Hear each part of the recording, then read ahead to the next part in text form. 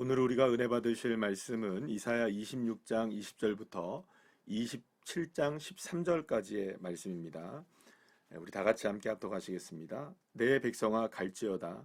내 밀실에 들어가서 내 문을 닫고 분노가 지나기까지 잠깐 숨을 지어다. 보라, 여호와께서 그의 처소에서 나오사 땅에 거민의 죄악을 벌하실 것이라.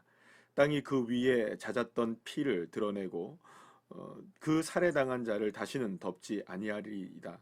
그날에 여호와께서 그의 견고하고 크고 강한 칼로 날렘 뱀 리워야단 곧 꼬불꼬불한 뱀 리워야단을 벌하시며 바다에 있는 용을 죽이시리라. 그날에 너희는 아름다운 포도원을 두고 노래를 부를지어다. 나 여호와는 포도원지기가 되며 때때로 물을 주며 밤낮으로 간수하며 아무든지 이를 해치지 못하게 하리로다. 나는 포도원에 대하여 노함이 없나니 찔레와 가시가 나를 대적하여 싸운다 하자. 내가 그것을 밟고 모아 불사르리라. 그리하지 아니하면 내 힘을 의지하고 나와 화친하며 나와 하친할 것이니라. 후일에는 야곱의 뿌리가 박히며 이스라엘의 움이 돋고 꽃이 필 것이라. 그들이 그 결실로 지면을 채우리로다. 주께서 그 백성을 치셨던들 그 백성을 친 자들을 치심과 같았겠으며 백성이 죽임을 당하였던들 백성을 죽인 자가 죽임을 당함과 같았겠느냐. 주께서 백성을 적당하게 견책하사 쫓아내실 때에 동풍 부는 날에 폭풍으로 그들을 옮기셨느니라. 야곱의 불의가 속함을 얻으며 그의 죄 없이함을 받은 결과는 이로 말미암나니 곧 그가 제단의 모든 돌을 부서진 횃돌 같게 하며 아세라와 태양상이 다시 서지 못하게 함에 있는 것이라.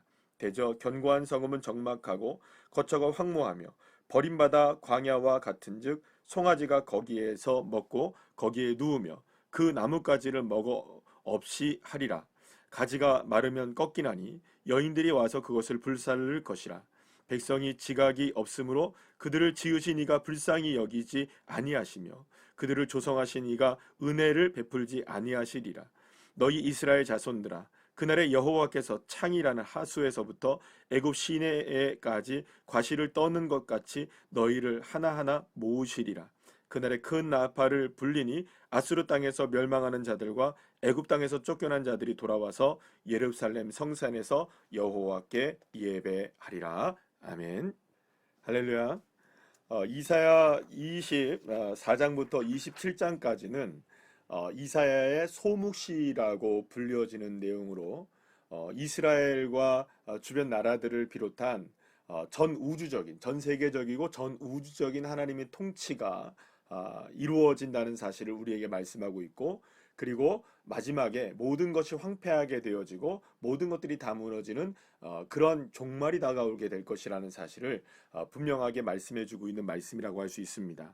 하나님이 이렇게 모든 것들을 다 땅을 혼돈하게 만드시고 모든 것들을 뒤집어 엎으시는 이유가 뭐냐?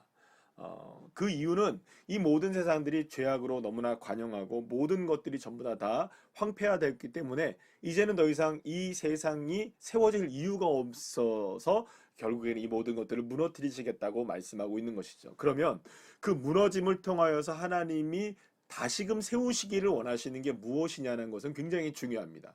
그러면 무엇이 무너졌기 때문에 무엇을 세우기를 원하시느냐가 나오게 되는 것이죠. 결국에 오늘 본문 27장 13절 말씀에 보면 다 돌아와서 예루살렘 성전에서 뭐를 하게 됩니까? 여호와께 예배하리라라고 말씀하는 걸 보게 됩니다. 그러니까 하나님께서 지금 모든 것들을 다 뒤집어 엎으셔서 모든 것들을 다시금 남겨진 것들을 다 모아서 예루살렘 성산으로 다시금 회복시키시고 그들에게서 하나님께서 예배를 받으시기 위해서 모든 것들을 다 이렇게 하신다라고 말씀하고 있는 것이죠. 그러면 우리가 하나님의 궁극적인 목적, 그러니까 이 모든 것들을 심판하시고 모든 것들을 다시금 모든 것들을 다 무너뜨리시는 이유는 예배를 회복하게 하시기 위한, 참된 예배가 회복되기 위해서 하나님이 모든 것들을 하신다는 것을 말씀하고 있는 것입니다. 그러면 하나님이 이 세상 가운데 지금 무엇이 무너져 있다는 것을 보고 계시는가요? 그렇습니다. 예배가 무너져 있고 하나님을 찾는 손길들, 발걸음들이 없고 주님을 찾지만 진정으로 주님을 원하지 않고 주님을 바라보고는 있지만 주님을 진짜로 바라보지는 못하는, 과식되고 거짓되고 편향되고 온전하게 하나님을 섬기지 못하고, 그리고 오히려 더 9절 말씀에 보면 어떤 얘기가 나옵니까? 아세라와 태양상 이것들을 섬기는 겁니다. 그래서 이런 것들을 다시금 다 세워지지 못하도록 모든 우상들이 다 무너지고 온전하게 누구만을 예배할 수 있는, 여호와 하나님만을 예배할 수 있는 그날을 오게 하기 위해서 지금 이 일을 하신다는 겁니다. 그렇다면 사랑하는 여러분, 지금 이 땅 가운데서 살아가는 저와 여러분들에게 있어서 진정으로 저와 여러분이 회복되어져야 되고, 진정으로 저와 여러분 모두가 다 지금 다시금 생각해 봐야 되는 건 뭐냐? 저와 여러분 모두가 다 진정한 예배자로 세워지고 있느냐가 중요한 것입니다.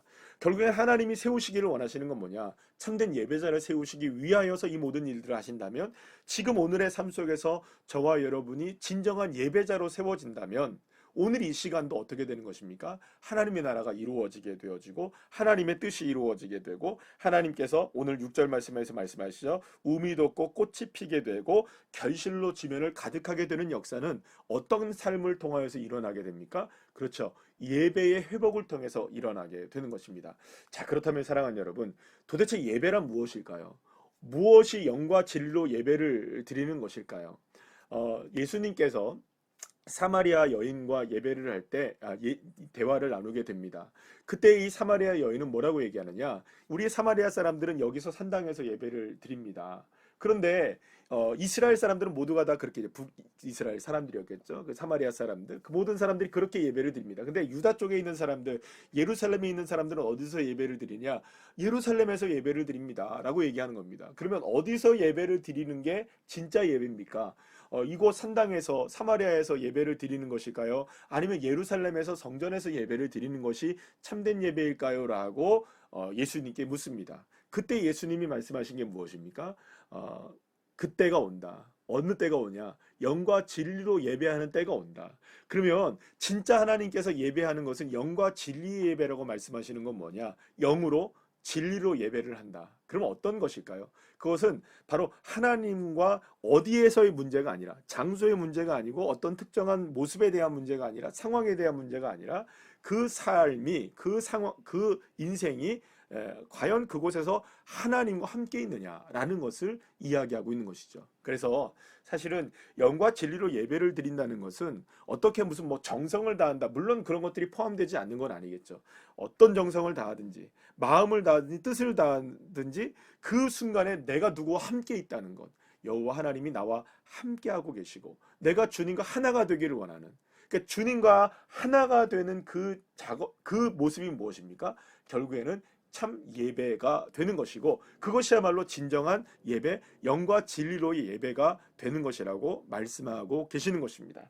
자, 그렇다면 오늘의 본문에서 다시 한번 돌아와서 이 본문을 통해서 우리가 보게 된다면, 하나님은 오늘 이 27장 3절에서 나는 포도원지기라라고 말씀합니다. 그럼 포도원지기가 원하는 건 뭡니까? 아주 풍성한 포도 열매가 맺어지기를 포도원지기는 원하는 겁니다. 그래서 정말로 좋은 열매들이 맺어지고 좋은 뿌리가 내려지고 좋은 열매가 맺어지게 되는 것이야말로 포도원지기가 원하는 것이다. 바로 여기서 지금 우리가 알 수 있는 건 무엇일까요? 포도나무와 농부와의 관계입니다. 열매와의 관계입니다. 그거는 예수님께서도 말씀하셨습니다. 내가 너 안에, 네가 내 안에 거하면 이 모든 것들이 참된 열매를 맺을 수 있다고 주님께서 분명히 말씀하십니다. 그러면 참된 예배의 회복은 무엇일까요? 그 포도원 지기와 우리가 하나가 되는 것입니다. 내가 너 안에, 너가 내 안에, 주님이 내 안에, 내가 주님 안에 들어가는 것. 그래서 주님과 연합된 인생이 되어질 때가, 그것이 참된 예배의 회복이라고 말씀하고 있는 것입니다. 사랑하는 여러분, 우리는 저와 여러분에 있어서 오늘 우리가 다시금 회복되어야 되고, 또 내일도, 그리고 우리의 전 인생을 통하여서 날마다 우리가 점검해야 되고 회복되어야 되고, 다시금 돌이켜 생각해야 될 건 뭐냐? 나는 지금 주님과 하나가 되고 있는가? 연합되고 있는가? 주님의 임마누엘을 온전하게 내가 누리고 있는가? 나는 주님 안에 있는가? 주님은 내 안에 정말로 계시는가? 주님은 나의 정말로 참된 주인이신가? 나는 주님의 양인가? 정말로 나는 주님의 목자의 음성을 듣고 살아가고 있는가? 그렇게 날마다 주님과 하나가 되기 위하여 살아가는 인생, 그것이 참된 예배가 되는 것이고, 그 인생의 예배자가 된다면 하나님은 어떤 역사를 허락해 주시느냐? 야곱의 뿌리가 박히며 이스라엘의 움이 돋고 꽃이 피게 될 것이라, 그들이 그 결실로 지면을 채우리라 라고 말씀하시는 것처럼 그런 놀라운 하나님의 역사가 일어나게 되는 것입니다. 사랑하는 여러분, 하나님의 심판의 궁극적인 목적은 우리 모두를 다 예배자로 온전하게 세우심이라는 것을 기억하시길 바랍니다. 그러면 오늘 이 시간 저와 여러분이 수많은 상황들 속에서 심판을 면할 수 있는 유일한 방법은 뭘까요? 그렇습니다. 예배자가 되는 것입니다. 겸손한 예배자가 되어서 정말로 하나님을 온전하게 바라보며 주님과 하나가 되는 인생이 될 때, 그 인생을 통하여 하나님은 역사하시고 하나님은 그들에게 결실을 허락하시고 하나님이 꽃이 피게 하시는 인생이 되게 하신다는 것입니다.